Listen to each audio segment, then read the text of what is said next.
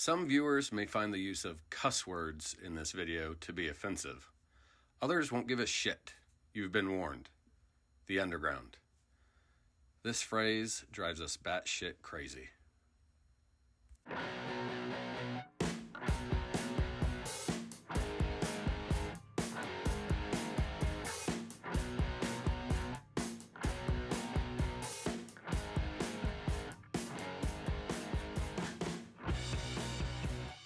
Welcome back, everybody, to the Underground. My name is Sean Hales, and I am here with my good friends Rick Howard. Hi, everybody. Scott McKinley. Hello, everybody. Welcome back.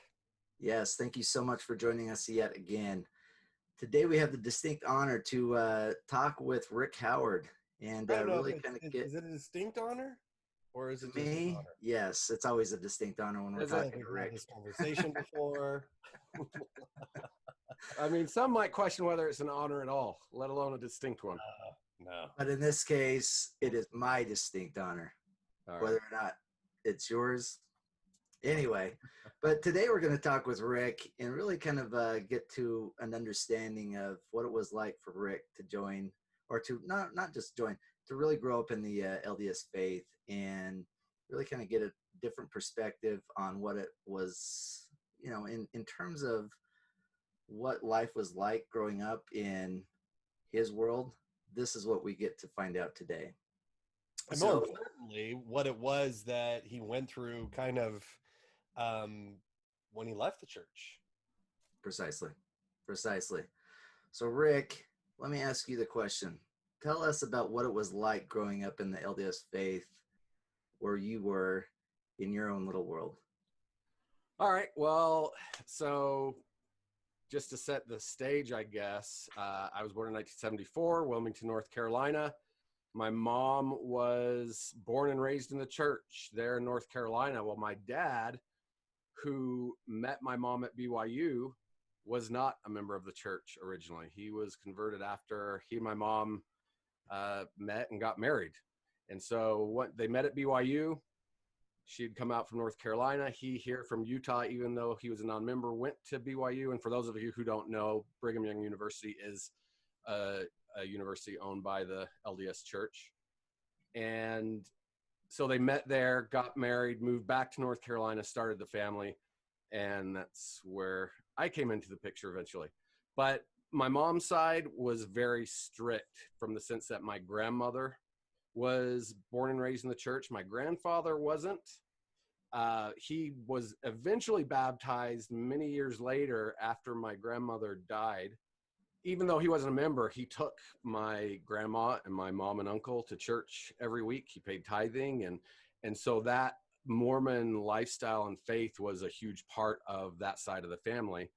And so growing up, it was really led by my mom. She was the one that was the driving force of us making sure we went to church and were doing the things that we were supposed to be doing within the confines of the LDS faith. Did you guys go to church every Sunday? Pretty much. I mean, we would, and I find this now with other people too, but we would sometimes use the excuse of being on vacation to not go to church. But even a lot of times when we were on vacation, we'd find a church to go to. Wait, you have to go to church when you're on vacation? Oh, you have no idea. Yes, Scott. Yes, you do go to church. Like I said, we would use it sometimes as an excuse not to go. But yeah, otherwise we were going to church every Sunday. It was not every so often thing. It was pretty much every Sunday. So now you're in Utah. The whole family is now in Utah. I believe you grew up on the west side of the state, right? Yeah, so I grew up in a place called Stansbury Park, which is about 35 miles west of Salt Lake City. And growing up in the church, yes, we went every Sunday. I never liked church. And I would find any excuse not to go to church. And this started at what age? I mean, pretty young. I can't, teenage years is where I started trying to express not express, maybe force my voice of not wanting to go to church. I'd much rather be at home watching football or basketball or whatever sports on. And it wasn't until I got to my later teenage years, mid to late teenage years, where I felt like I kind of had more of a say of whether or not I went to church. Now, I still went most of the time because of my mom. I always knew I would be in trouble with my mom if I didn't go to church. So it was really a question of, do I want to deal with the repercussions of dealing with Sarah Lee to not go to church? And mothers certainly know how to drive that guilt deep. Yeah. You know that phrase, happy mom, you're the bomb. Yeah. Yeah, it was like that. She when it came to church and everything, she ruled with an iron fist, and if you went against it, yeah, you were gonna know about it. But like I said, as I got older and I had a little more control over the things I was doing, I pulled away. I didn't pull away from the church. I just pulled away from going to church more because I didn't like being there. Like I said, I found more enjoyment doing other things. Because so here's a question I have for you. Because I grew up in California, and like I shared in my episode, we didn't do things on Sundays. We didn't go outside and play. What was it like for you guys? Did you go shopping on Sundays? Did you guys play on Sundays? I want to know how devout your family was. It was an evolution or a de-evolution, whichever way you want to look at it. But at the beginning, yeah, it was very strict. You didn't go out to eat. You didn't go shopping. You went to church, you came home, and you spent time with the family. That was it. Now, over time, we kind of broke my mom down. So eventually we got to, we really weren't being able to play even outside at the beginning. It was you come home, you stay inside, you play with your family, whatever. We started playing outside. My two brothers and I would go out and play football in the front yard, or we'd play basketball. And we got that to be okay as long as we were still just playing with our family. And then gradually, we were like, well, there's three of us. You can't play a game of basketball with three people. Doesn't really work. We need somebody else. So we gradually got it to where we could play with our friends in our yard. And then eventually that just evolved to we were doing whatever the hell we wanted to do. I have no complaints about my childhood in the church. We were always doing so. Back then, church and Boy Scouts was kind of the same thing. And so we were always doing, whether you want to look at it as a scout thing or a church thing, because it was all the same people. We were always doing activities. I had really good church leaders, teachers, and stuff like that. And, but the whole purpose, and I think we talked a little bit about, I don't think we did talk a little bit about this with Scott's episode, but my whole life as a young boy and then a teenager was just designed to mold me into a missionary. And that was kind of the whole purpose, was just getting you prepared to go on a mission. And so that was, everything else was kind of under that mold of heading out on that mission. So do you really ever have a choice? I mean, were you given a choice of, hey, if it's going on a mission or not going on a mission? Did you have that? Or did I don't remember ever anyone saying, okay, here's your choice. You can go on a mission. Or you can say, it was never put to me like that. I don't feel like I was ever told. I never felt like I was forced to go on a mission. Now, having said that, there was really never any choice to make. It was just always, that was just it. So did you have so I don't know how much we talked about this before in either of the other episodes, but girls don't go on missions as much as men do. They're being molded for different things, but some do. And so my older sister went on a mission. My older brother went on a mission. And so it wasn't really ever a question too much for me. But there was kind of that expectation that. Oh, sure. There's definitely an expectation. I think that just sort of comes with being in that faith. That's sort of the expectation, is that young men are going to grow up and go on missions. So up to this point, I mean, you're now at that age of, you're a senior in high school, you're graduating. Did you go with thought of that I've got a testimony, or am I going to go to look or search for a testimony? I think deep down, I always knew I didn't have my own testimony. I went thinking that I did. So my two best friends, we were just a few months between the oldest and youngest of us. There was a few months apart. So we were all working at the same time to prepare and go on our missions and do all the things to lead up to that. And so you just sort of feed off of the people around you, whether it's your friends or certainly my parents. I realized much later on in life that really I had been living off of my parents' testimonies and just taking that on as my own. So I went thinking that I had a testimony, but it was years later that I realized I'd never had my own testimony. I just lived off of the testimony of other people. Sure. Yeah, and I think that's one thing that a lot of young men, and including young women, experience. And this was really kind of like it for me. I don't know if this was like for you, but I remember sitting in Sacrament Meeting, particularly like Fast and Testimony Meeting, when these younger kids were getting up, right? And they were all coming up and they were saying the same thing. And it was basically, I know the church to be true.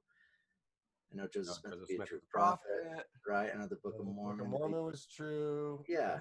I mean, did you sacrificed himself for it's like that. It's like that news program where they show all the news reporters reading the same statement. The sharing of biased and false news has become all too common on social media. More alarming, some media outlets publish things that are true without checking facts first. Unfortunately, some members of the media use their platforms to push their own personal bias and agenda to control exactly what people think, and this is extremely dangerous to our democracy. You could go to any Fast and Testimony meeting, which is where the members stand up on a monthly basis and they share their testimony. And you can go, we were in Australia and it was the same testimony that was being born, just the same whisperings into a little kid's ears to repeat what the parents were saying. And so I think what you're talking about, Rick, of going, I had other people's testimonies, what I'd been told they believed, and I think that's how we all started. Yeah, for sure. So now you're at that stage, you're going on a mission. What was it like to get your mission call to find out where you're going? What was that like? It's exciting. Look, it's an exciting time. It's exciting. It's scary at the same time. I remember everybody used to ask me, my best friend, where do you want to go on your mission? And at first I would try to come up with places, but eventually I was like, it doesn't really matter where I'm going because God will send me where he wants me to go. Right. Right. I had no control over it. So eventually I was just like, I don't care because it doesn't matter where I want to go. And of course, if you indicated where you wanted to go, that was taboo, right? Because you were going to go to the antithesis of. Well, I said Australia. It's funny that you say that though, Sean, because that kind of happened. So I would tell people that I don't really care where I go. It doesn't matter. I've taken a couple years of Spanish in high school, so I kind of plan on going to South America. Whereas my best friend was telling everybody, I hope I get called to Australia. So his birthday's August 31st, mine's September 28th. He gets his call. He goes to Venezuela. I get my call. I go to Australia. So it was exactly what you said, Sean, for us. So yeah, but it was exciting. It was nervous. It was, I'd been away from home on scout things and stuff like that. I lived a summer with my grandparents away from my parents and stuff, but nothing like going out on a mission where you're by yourself. Essentially, you're taking care of yourself for the most part. And so there's some nervousness to that, but it's also an exciting time. So I was excited about it. And when I saw that I was going to Australia, I was like, well, can't ask for a better place than that, right? Can't complain with that. Yeah. So going to the land of Oz. Yeah. So now you're out in Australia. What were some of your experiences that you saw, or just kind of give us a rundown of a few of the stories that you experienced and really kind of take us to that end of your mission? Whew, that could be a whole episode. You got it. This is your episode. So I went out on my mission.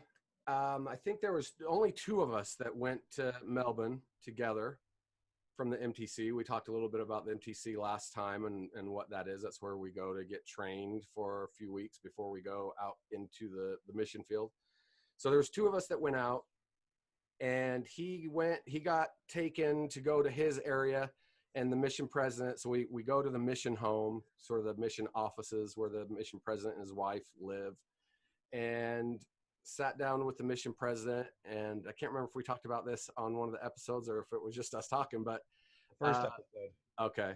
So he said, well, Elder Howard, you're going here. And he pointed to a map, and I just saw Mo. And like you said, I explained this before. I was like, Mo. I came all the way across the world to go to a place called Mo. And he's like, you're going to Maui. And at that time, they were getting ready to have a zone conference, and all the people out in my zone out around that area were coming in for this conference. He said, so you're just going to stay here tonight. You can go and hang out up in the bedrooms, and then we'll have dinner together. And then tomorrow morning we'll have the meetings, and you'll find out who your companion is. Why are you laughing, Scott? Because I know what happened that night in the mission home. Anywho, so Maui is out in the bush. We talked about the bush is out country. It's just out in the boondocks, right? So I'm in Maui, and from that time until I was out for almost a year, I was out in different areas in the bush, which meant I saw very few other missionaries other than when we had zone conferences and stuff. I didn't get to see any of Melbourne really, because I was out bush, and which was okay at that point. And then finally I got put into a place right in the city, and I was so stoked because I was like, okay, I've been bush all this time. I'm excited to be in the city, just be around other people, be around other missionaries, get to hang out a little bit on our P days or preparation days. And I was there for a month and abruptly shipped out. Was that Frankston? No, that was Caulfield. Yeah. So Scott and I had met before that, but then we were back together close to each other when I came to Caulfield. And I was in a 4-man flat, and all other 3 guys were really cool. We got along together. And this is kind of where things started to twist a little bit for me. So I was what's called a district leader. We broke down how the mission is sort of set up in episode 1, where you've got the whole mission, then it's broken up into zones, and then districts, and then areas.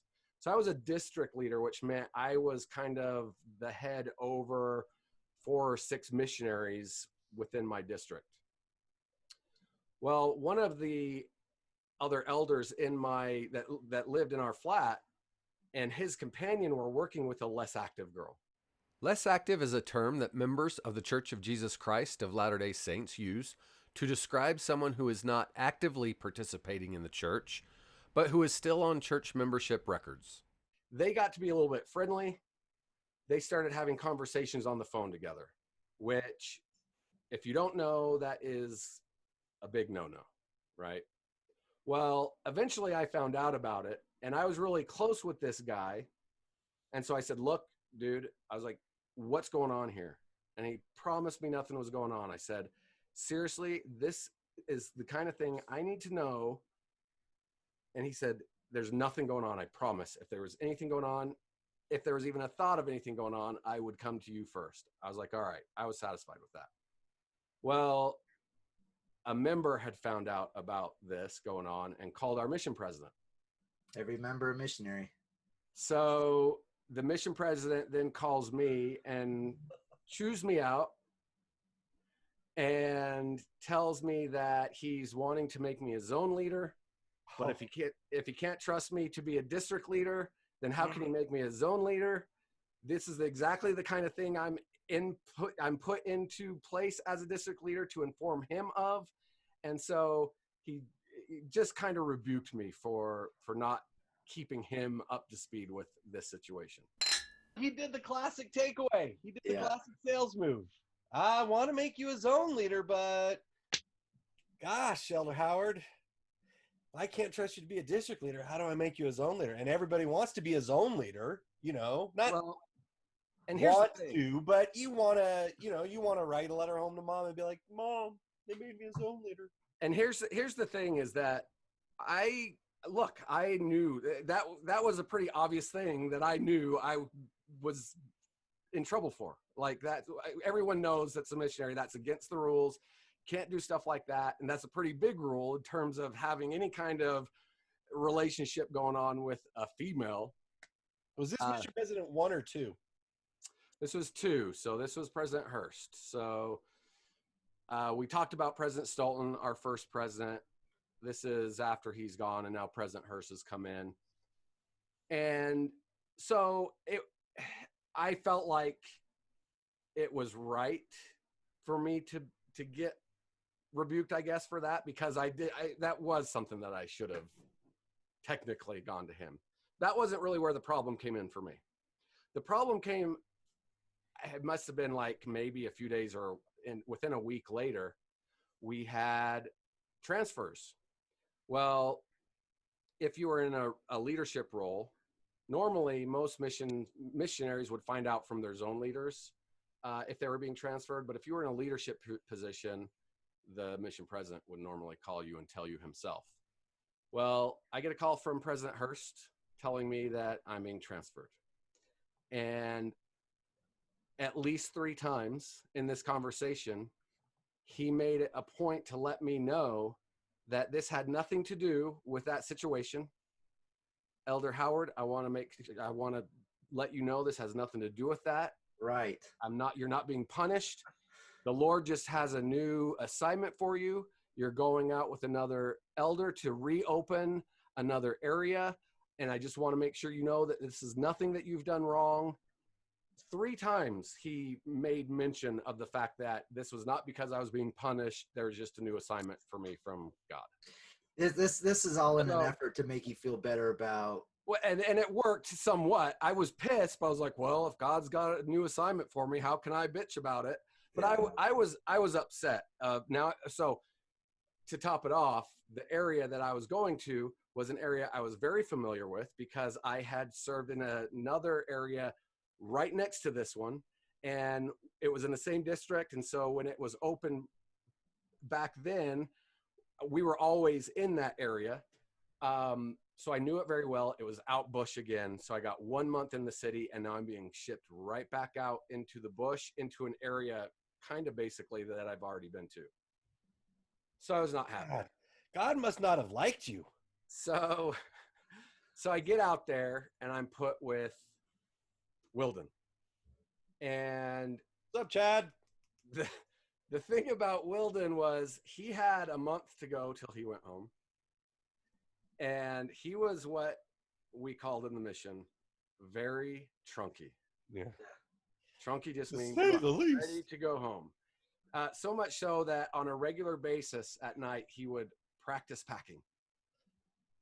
And that was a regular thing. So that didn't help any. But fast forward to a few weeks later after I'm in this new area, Sunbury, and we have mission interviews. And the mission president comes out. I think we had a zone conference or something. But then he came to our flat to do our interviews in our flat. And so we went back to one of the rooms to get some privacy to have this interview.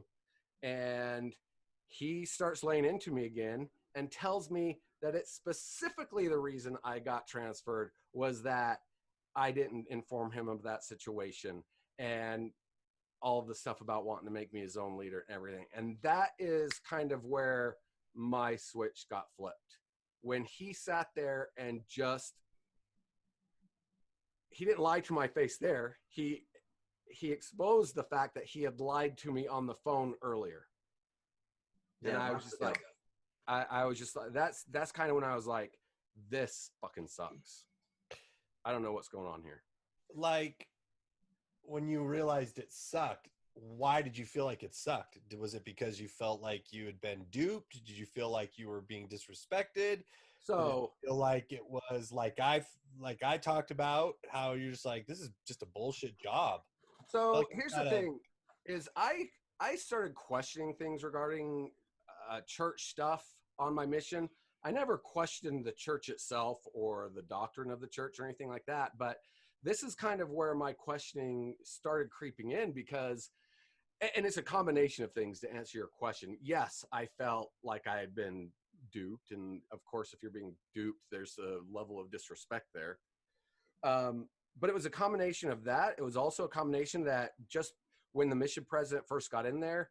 So for those to set the page here, when you go on a mission, you pay your whole way. All of the money that goes to you for your mission goes to the mission home. And then you are dispersed an amount of money to live on each week. So it's not like you have all this money that you can do whatever the hell you want to do with it. You're given an allotment every week to go out and buy your groceries and anything that you need. And that's it. And at the time, it's important to understand the amount of money that you were living on. Well, that's what I was going to ask you. I don't remember. What was it? $110 every fortnight. Okay, yeah. So we got $110. And if you were in a car, it was 140, which was okay. So 110, 140 for 2 weeks. Now this is back in the early 90s, so a little bit different money wise, but not that much different. So imagine living off of, let's say, $140 for 2 weeks. But one thing that kind of made up for that is that the members were really great about taking care of the missionaries there. So we would take a calendar to church with us at the beginning of each month, and we pass it to the Relief Society, which is kind of the women's organization within the church. And they would pass it around in their meeting. And then we take it to priesthood, which is the men's group within the church, and it would get passed around there. And by the time we got it back at the end of church, it would have every night filled in with dinner appointments with members. So we were getting fed every night, essentially. So we're only getting that amount of money, but we are getting fed every night. So that certainly helped. Well, this new mission president comes in, and like Scott mentioned last episode, very by the book, very results driven, also very money driven. I didn't talk about him in my episode. We talked about it in the first episode, and we just alluded to the fact that he was there for just 1 year, not 3. And like Rick is saying, he was just focused on the numbers of the mission, the financial numbers, as well as the numbers of the missionaries. So, as we just said, we're getting $140 every 2 weeks. We are getting fed every week or every night by the members that were in the area that we were in. And the new mission president comes in, and he immediately slashes the amount of money we're getting every 2 weeks to $90. Yeah. $90. Yeah. So now we're living off $90 every 2 weeks. And then at the same time, he decides we're spending too much time at members' houses and makes it a rule that we can only have 3 tea dates per week. So now we've had our money cut back $50, and we've had the amount of tea dates we can have cut by more than 50%. So these are all things that kind of started building up, like, what the hell is, why, frustrating things. And then the whole thing with being transferred and him lying to me.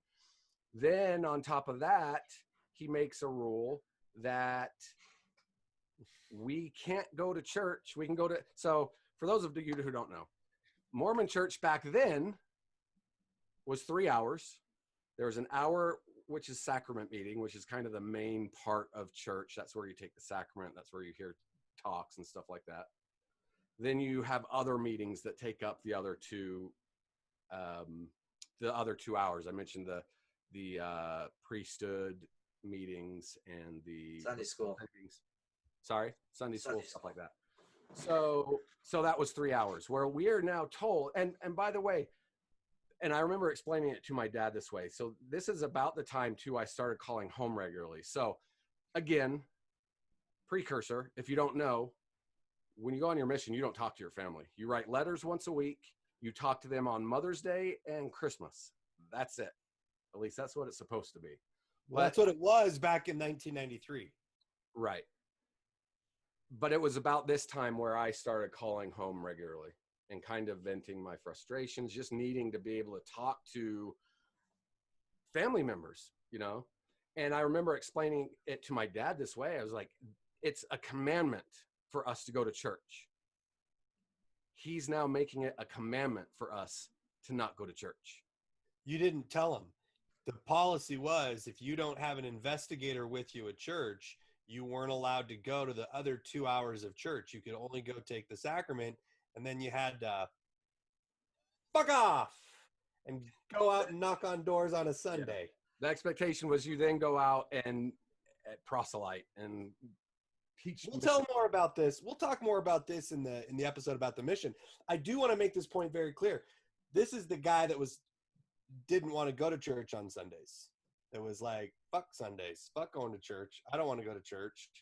But now he's like, wait a minute, it's a commandment that we're supposed to go to church. This is just me trying to find my angle to every situation.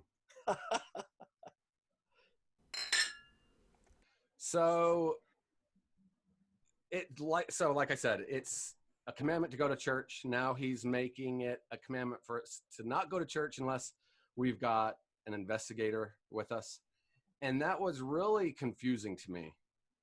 And I was saying that this is when I started reaching out and talking to my parents on a regular basis. And so at this point, I remember calling them and explaining my frustration and telling my dad, look, I don't understand it. It's a commandment to go to church. Now he's making it a commandment not to go to church. And all of this other stuff has already happened to me. And so I'm just expressing my frustration. And it's really because now I'm starting to see all these inconsistencies that have been occurring, mainly in the time since President Hearst had gotten to the mission. Well, as I mentioned earlier, my dad grew up as a non-member of the church. He did not go on a mission. He didn't join the church till he was married to my mom. And so there are things that he doesn't know about. And this was something that confused him as well. So he actually called the church headquarters in Salt Lake City just to kind of find out what kind of policy there might be as far as not allowing missionaries to stay for the full 3 hours of church. Not allowing missionaries to go to church. Well, the funny thing is that they put him on hold. He thought he was just being put on hold to talk to somebody from the church's mission department. Well, they ended up connecting him straight through to the mission home in Melbourne.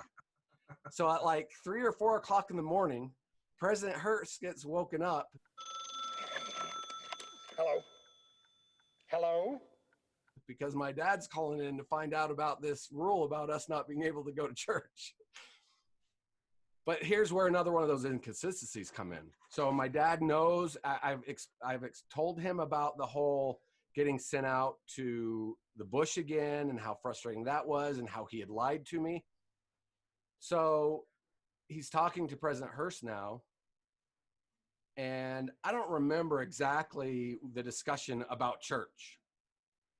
What I remember is that President Hearst told my dad, you know, I just saw your son the other day. Elder Howard's doing great. He's doing some great work out there in his new area. He's happy, blah, blah, blah. And I told my dad, so I talked to my dad the next day and he told me all this. I said, Dad, he flat out lied to you. Because he has no idea at this time that you're talking with your family. The Mormon Missionary White Handbook, which we've discussed, is the set of rules that missionaries must abide by while on their missions, states, do not telephone parents, relatives, or friends. In case of an emergency, contact your mission president. Oh, the mission president has no idea that you're talking to your family. Of course, Hearst has no clue. Yeah. I'm talking to my folks because like we discussed, you're not supposed to. But yeah, so I just and so that just added more on top of it. He lied to me. Now he's lying to my dad, and he's lying to my dad about how I'm doing and how this fictional meeting he had with me was so great and how I was doing so great and happy and all this stuff. So he didn't see you, that he hadn't seen you? No. This was, he was talking about the mission interview. Gotcha. Or the president interview. Gotcha. But he just told a fictional side of the story as to what. To make it seem like all lollipops and rainbows. So I don't remember if this was the same one, but regardless of whether it was this one or one maybe a month or two after, this'll kind of, to me, it kind of explains where my mentality was at the point. So at this time, everybody knows about the show The Last Dance, about Michael Jordan and the Bulls. I'm from Michael Jordan's hometown. I've been a Michael Jordan fan my entire life. And this was the point where Michael had been retired. And I think my sister, in one of my phone calls to my family, I think my sister had told me, or else somebody told me in a letter, that Michael Jordan had come out of retirement. So I remember sitting down and Hurst asking me, well, Elder Howard, how are you doing? I said, well, I just found out Michael Jordan came out of retirement, so that makes me happy. And I remember him just sort of staring at me for like 3 seconds, like not really knowing what to say, it seemed like. And then he finally said, well, if that makes you happy, then it makes me happy. And that's kind of where I was. I was kind of like, I'm over you. I'm done with you. The only thing making me happy right now is the fact that Michael Jordan's back in the NBA. So that was kind of at where I was at that point. And so, like I said, I'm seeing all these inconsistencies. All these things are happening that are just making things more and more frustrating. And we've talked a little bit about our mission story and getting sent home, and that will be its own episode. So I won't go into all of that, but we go through that whole process of getting sent home. And that was probably the lowest point of my life, because as we've discussed before, growing up in the church and being molded your whole life leading to going on a mission, being sent home was like the worst thing that you could ever imagine. So coming home, I was upset. I was probably to some degree in some kind of depression. I was homesick. We didn't get any chance. You get really close with people in the areas that you serve for 2 years. And so I had some really close families. We didn't get a chance to say goodbye to any of them. We were thrown on a plane and shipped off without any chance to talk to anybody. We didn't know what our parents knew about us coming home, who was going to be picking us up. So it was a really dark time. The only thing that made it bearable was that I was going through it with 4 of my best friends at that point. So I came home, and one of the things I remember about coming home is just how weird it was that things hadn't really changed all that much. And you were looking for the fanfare, the banners. No. I got some of that. I certainly got some of that, but no, I just life in general, just the area just seemed, being gone for 2 years, I expected it to be a lot different, and it was the same. And that just made it weird to me.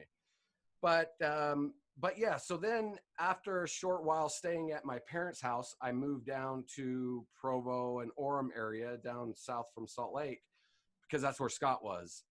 And I got some friends down there. Scott eventually moved up to Logan. And so I was kind of there with my other friends that I'd made in that area.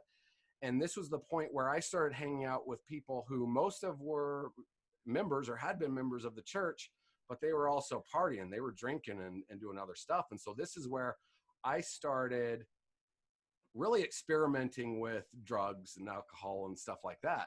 Now, I had tasted alcohol, and when I say tasted, that's literal. I mean, I sipped a beer once on a scout trip, and I immediately spit it out and got a headache. Cheers to that. I sipped a wine cooler at my best friend's house when we were in junior high or something, and hated that. So I had sipped alcohol 3 times in my life before my mission, and I hated it.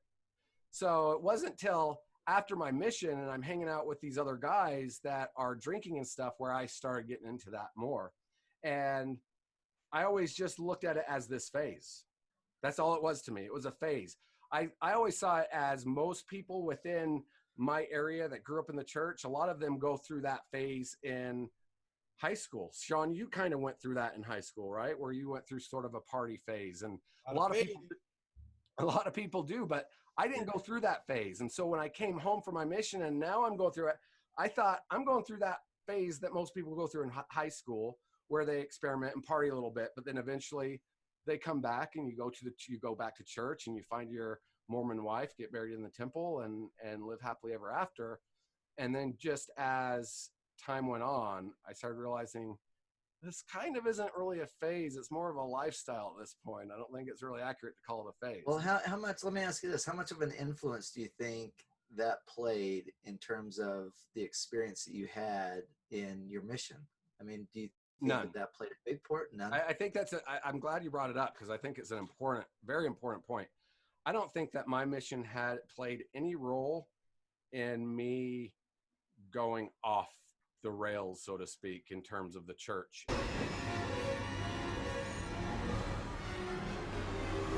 And leaving the church and my beliefs, or what I thought were my beliefs in that. That really had no effect on what I was doing at this point, starting to party. I was there for some of it, and it was just you deciding to make different decisions was all it was. I don't ever remember a conversation between you or you where we said, you know what, I'm really fucked up about this mission thing. I'm going to start drinking, or I'm going to show them, I'm going to go and I'm going to party and I'm going to stick it to the man. I never had a conversation with anybody, or even with myself, going, this is why I'm going to party. It was just, I'm just going to start making decisions for me. Well, it was kind of the exact opposite. As far as you know, I tell, and I know you were there for a lot of these, but you tell our mission story and people would be like, I can't believe that. I don't even know that I would be in the church anymore if that happened to me. Yeah. And it was the exact opposite for me. I had no ill feelings towards the church from that experience. I know that every organization, whether it's religious or otherwise, has good people and bad people. And I just chalked it up to that. It's a bad person did bad things to me, and that was it. It had nothing to do with the church. What's the saying that they always tell you, that the church is perfect? The people are not. Members are not. So anyway, yeah, I don't think that had any relation to me then deciding. Like Scott said, we talked about this when you stopped going to church with your first wife, and how this is the first time you're starting to make your own decisions, and you're not making decisions, or your parents aren't making decisions for you. Your church leaders aren't making decisions for you. You're making your own decisions. And I made decisions to hang out with people and party a little bit. We're going streaky! Yeah! And so, but like I said, that became more of a lifestyle than a phase. I realized that at some point, and that caused a lot of friction with family members. Did your mom know you were drinking? So, yeah, I mean, to some degree, I think she was a little naive to some of the ways of the world. And so I highly doubt that she knew the levels, but they had to know there were some things going on. And there was a kind of a turning point. It was when my older brother got married. And when you get married we talked about getting married in the temple. So to be able to get married in the temple, you have to have a temple recommend. In order to get a temple recommend, you have to be interviewed by your bishop and stake president, all these leaders. And you have to show that you're living up to the expectations of the church and God to be able to be worthy to have a temple recommend, and then therefore to go and get married in the temple. And so when my brother's wedding came up, the question was, Ricky, are you going to be at Johnny's wedding? I'm like, well, yeah, I think so. And I kind of played off at first. And so the situation here was, you knew so, but I didn't at this part. No, I didn't. You didn't think you were going to not be able to go? No. And here's why. So this had really nothing to do. This was before really the drinking and stuff. This was sex stuff, right? So I had a girlfriend and started having sex, and, so we're talking about 1997 is when I got disfellowshipped from the church, which means I was kind of on probation, I guess.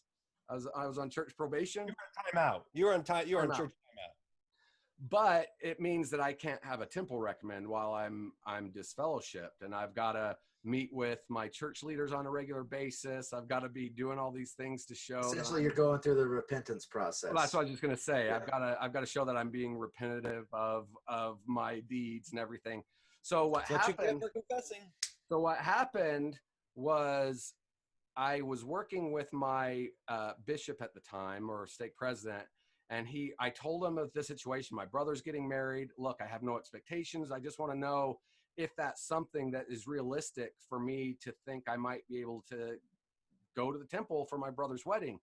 And I was told, yeah, I think that's a good goal for you to have. And I don't see any reason why. He's like, you're doing good right now. If you continue that, I would have no problem giving you your temple recommend.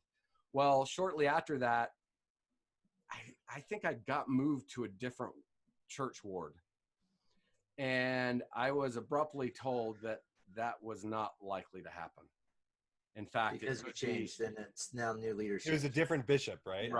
Right. And so it was more likely to be more than a year before I would be in that position. So now I have to go to Sarah Lee, and I remember it to this day. I don't remember why I walked into her room. I think she had been in her bathroom. I walked into her bedroom, and she walked out, and she just looked at me. She's like, Ricky, are you going to be at Johnny's wedding? And I had to tell her, no, I'm not. She's like, why? What? I said, I'm disfellowshipped. She's like, what'd you get disfellowship for? I said, having sex. And that was kind of a turning point. And isn't it interesting to see speaking of inconsistencies, how the one leader said that it was going to be this long, and then all of a sudden you get a new leader now. Right. Now it's going to be this long. Even though, forget about all of the other, whatever weeks, months, or whatever it was that you went through. But it changed. Yeah. It changed overnight. And it had a similar effect, and not as negative effect as the things did on my mission, but there was still that frustration of like, wait a minute. I was just told this thing, and I was told this is a great goal for me to have. I'm doing everything I'm supposed to be doing, and but Rick, it wasn't good enough. And then boom, it's taken away. Yeah. And so from that point on, after the partying started and everything, it was just constant, Ricky, when are you going to stop doing what you're doing? When are you going to start going back to church? And that was a constant thing. And it caused, like I said, some friction with my mom and I.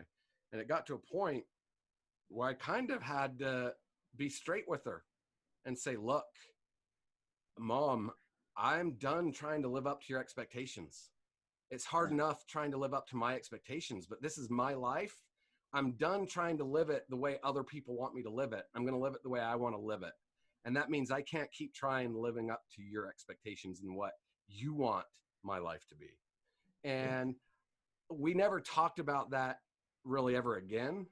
But to me, it kind of felt like that soaked in for her, and she kind of realized that, and here's one of the big problems with my mom was that, and I'm sure most people's moms are like this.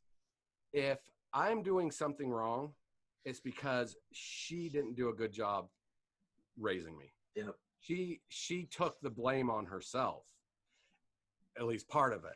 But I think once this sunk in, she finally, at least the perception from me was that she realized, look, I can't control what he does. He's going to do what he's going to do. And I can either accept him or we can have this friction. And things got a lot better after that. So I talk about pivot points a lot, and pivot points is really kind of that point in your life where things really start to change. Was there a pivot point in your life? Well, in terms of, I don't know that there was. You've gone through the trenches now, right? Yeah, and I don't think there was one thing or one moment, but I think this timeline where I'm talking about, this is kind of where I realized, I talked about this earlier, that I at some point realized I never had my own testimony, and I was just living off my parents and other people. Well, what happened when I started drinking and partying, and I saw that as a phase, because I saw it as a phase, I saw it as something I was doing wrong. And so there was a lot of guilt that came with that. And there was guilt from myself and my expectations of what I should be doing because of the church. There was guilt because of my mom. So there was a lot of guilt there. And I finally got tired of just feeling guilty all the time. And it was kind of a progression of things. But at some point I just realized, you know what? I've never had my own testimony. I'm done feeling guilty about stuff that I've never had my own true testimony of. I'm done with that. And did you have a problem with the way you were living? Did you have a problem with your life? Did you enjoy your life? Well, yeah, that's why I was choosing to do it that way. But that's what I'm saying is like you're living your life, and yet you're mad at yourself because you're enjoying what you're doing and you're living your life. And look, on a scale of 1 to fucked up as far as partying it was going, he was at like a 3. Sometimes he would jump up to a 4. When knowing what partying looks like, he wasn't ridiculous. You weren't at some of those parties. All right, so sometimes he jumped up to a 9, but then he came back down to a comfortable 3 or 4. And all I'm saying is, you're living your life. You're happy. You're happy making the most of what you have, of what your life is. They tell you to fucking be present and be in the moment and live your life that way. But if you've got guilt and shame, it's this anxiety and fear because you're not being present, because you're worrying. And that's where I think that it sounds like you were getting to a place of just going, you know what? I'm actually happy and I like my life. And I don't feel like I have to go back to that life that I keep saying I'm going to go back to. I mean, that's essentially exactly what it was. I mean, like I said, I was tired of feeling guilty for doing things that I enjoyed going out with my buddies and having drinks and having fun. And I was tired of feeling guilty for doing it. And yeah, that caused the thought process of, okay, how do I deal with that with my membership within the church? And that's when the progression happened, where I finally realized that testimony, that personal testimony, was never there. And so, yeah, I got to the point where I was like, I'm done feeling guilty for things that I've never had my own personal beliefs about. Right. I have exorcised the demons. And I'm going to make my decisions, and I'm going to, good or bad, I'm going to live them. I'm going to choose them because they're mine to make. And so that's kind of how it went. And so look, I went through, I mean, there was some pretty heavy times, went through some serious party moments, and eventually got out of Utah County. And that was part of the reason why I just wanted to get away from that scene, because I had gotten into it pretty heavy. Moved up to downtown Salt Lake, and there was still some of that to a degree. And then I had the opportunity to move to North Carolina, and I went there. And it was while I was in North Carolina that Scott started working with Joe, his life coach that he talked about. And it was interesting because we worked at the time for a company where, at the time, Scott was traveling a lot for the company and I wasn't. But when he would travel back east, I would try and meet up with him on occasion, and he'd tell me about these things that he was doing with Joe and how much he was changing him. I could see a change with him. And I thought, man, that it was attractive. It just seemed, it seemed like a better way of living. And I'd actually left that company for a little while and came back, and I kind of finagled my way of getting to go through Joe's program through that company. And Joe really helped open my eyes to a lot of things personally, and with my with family members and other close people. And so then my evolution along those realms of, we talked about law of attraction, stuff like that, kind of followed Scott's, because you talked about, actually, I don't know if you talked about finding the book, The Law of Attraction, the science of attracting more of what you want and less of what you don't. And that kind of changed gears for you a little bit, I felt. And so then I got onto that, and then we finagled our way to get that company to put us through a course to become Law of Attraction practitioners. Yeah.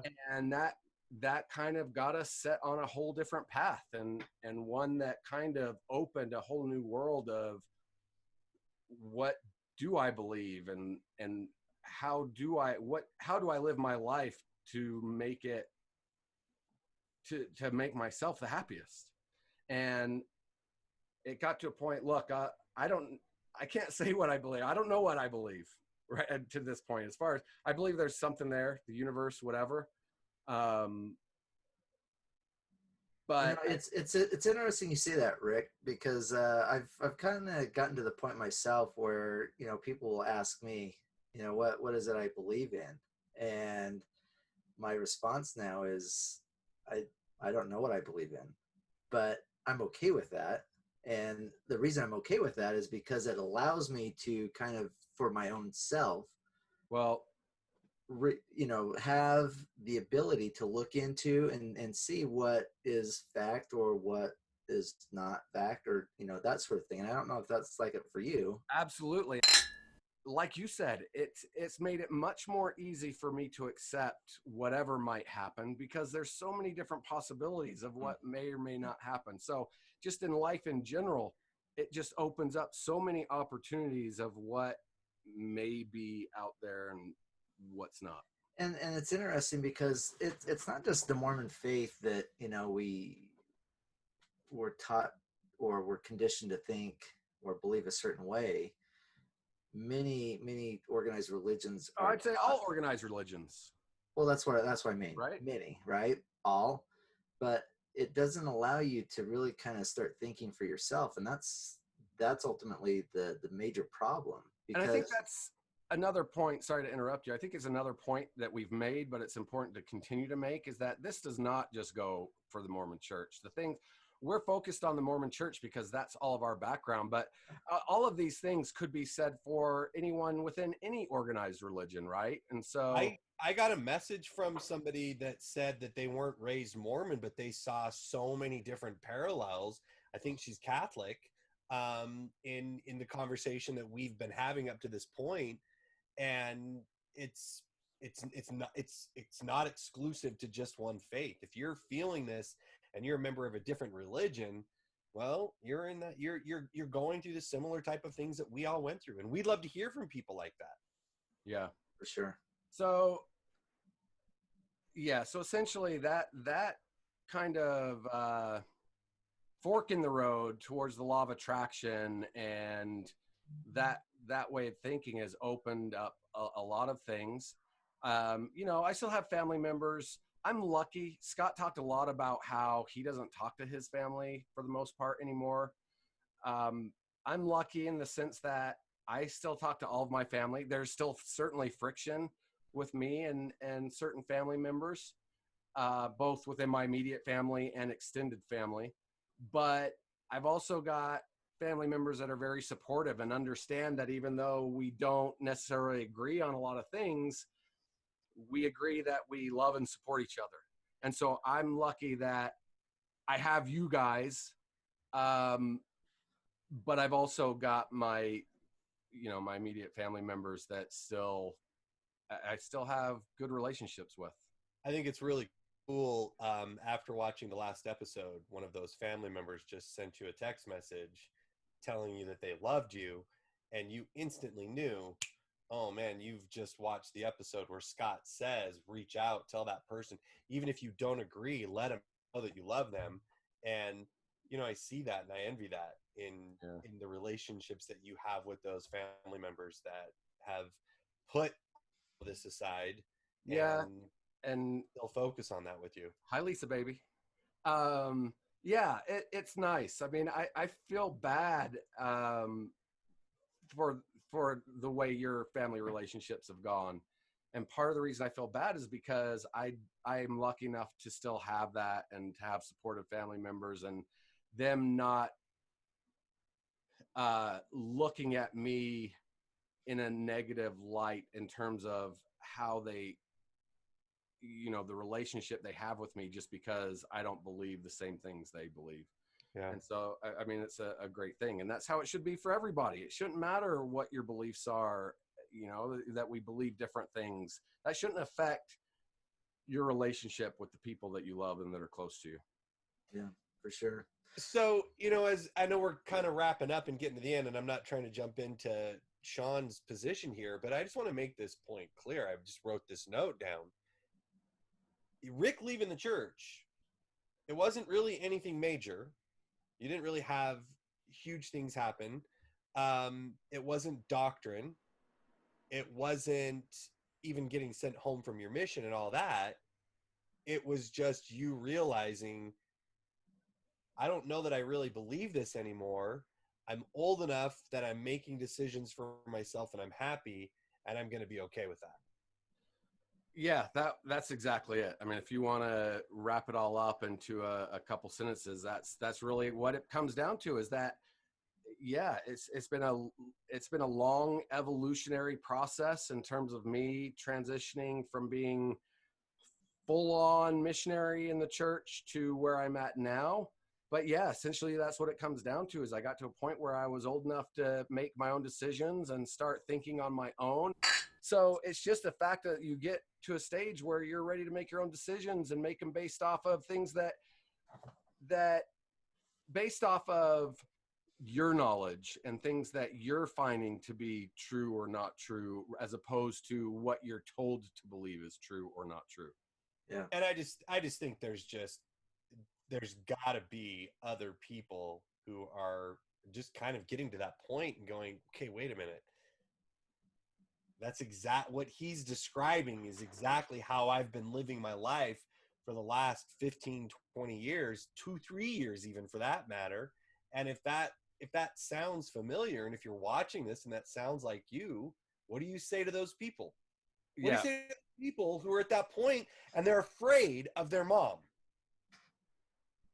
Look, I would say I know it's a difficult situation. I love my mom. I wanted to have a good relationship with my mom, but essentially you've got to decide whether or not you want to live the life that you want to live, or you want to live the life other people want to live. And eventually you've got to, if you want to live your life the way you want to live it, eventually you've got to take that step and look, just be upfront with them and say, look, I can't meet your expectations for how you want me to live my life. I've got to do it the way I want to live my life.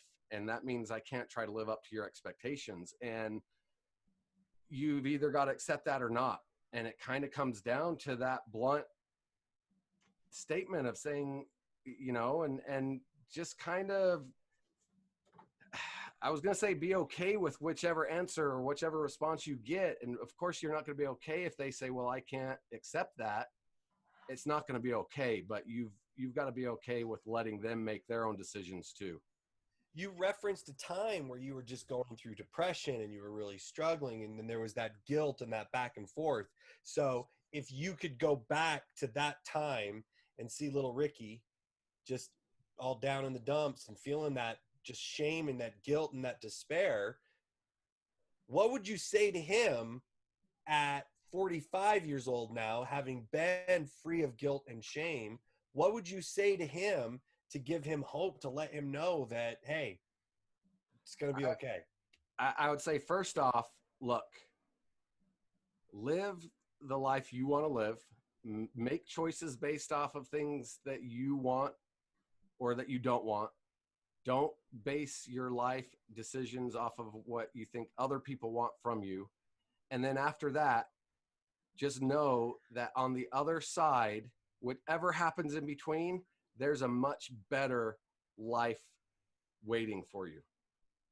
That was interesting what you said just there, Rick, in terms of, having your own experience. For me, and this is one of the biggest things for what I've found in my life, is having the understanding. When we talk about not believing, not knowing what we believe in anymore, if there's one thing I believe in now, it's the understanding of we are a spiritual being having a human experience, and what that human experience is really all up to us in the long and short of it. Agreed. And what we do with that experience is the thing that should make us the happiest. And not saying that it's for anybody else, it's really for us. So just having that understanding of doing what is going to make us happy, and so long as we're not hurting other people, that's really the end of it all. And that's where my road to the law of attraction plays a big part, because it's really helped me see that what I do does not affect anyone else but myself. They have the choice to let it affect them.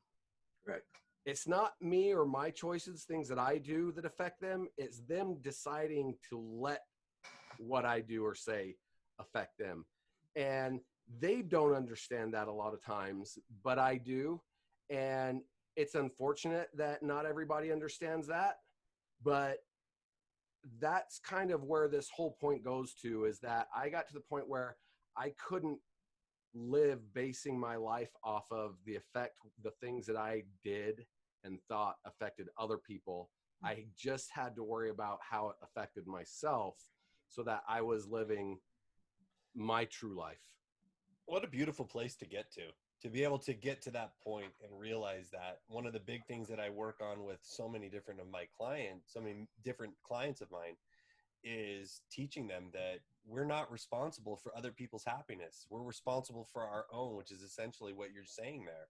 And I think it's a good place to get to. I think it's a healthy place to get to. Where we go from here is really up to us in the end, right? And Rick, thank you so much for sharing your story. I mean, your story, I'm sure, is going to resonate with a number of many people, and we're certainly appreciative of your experiences, what you've been able to experience, and sharing that with us today. So I want to thank you so much. So everybody, thank you so much for the feedback. We love it. We know people are watching the show. We're hearing from people. We want to encourage you guys to feel free to reach out to us. At some point, we're going to be done with our stories, and we're going to shift gears a little bit, and we want to hear other people sharing their stories. And we really want to have people come on and use this as a forum to, I'll tell you, Rick, did you feel it all therapeutic by putting those thoughts down on paper? Yeah, there's certainly things that we discussed tonight that I've probably discussed with both of you, but probably nobody else. So yeah, there's certainly something therapeutic about that, knowing that some of those things are now out there in the world. And hopefully, like Sean said, hopefully there's people that relate to it and can take something from it. For sure. So thank you so much, everybody. Thanks for joining us once again. We encourage you to like the page, share it, and what am I missing, guys? Cheers. Hey, look, I have beer this time. Cheers, everybody. Love you guys. By the way, next episode is all about Sean. So like he said, actually first, like Scott said, we're hearing from people, but we want to hear from more. So please give us some feedback. Tell us your stories. Let us know what your thoughts are on these episodes. But next one's all about Sean. You get to hear, again, another different individual story from him and his transition. And his is way, way different than ours. And it's cool. You're going to want to hear Sean's. Bring your highlighters and your scriptures. So thanks, everybody. Go and subscribe to the Facebook page, like, share, all that good stuff, and we'll see you in a month. Bye, everybody. Thanks, everybody. Good night. For more information or questions regarding the Underground or any of the topics we discuss, email us at wearetheunderground3@gmail.com, or you can message us on Facebook or YouTube by searching We Are the Underground 3.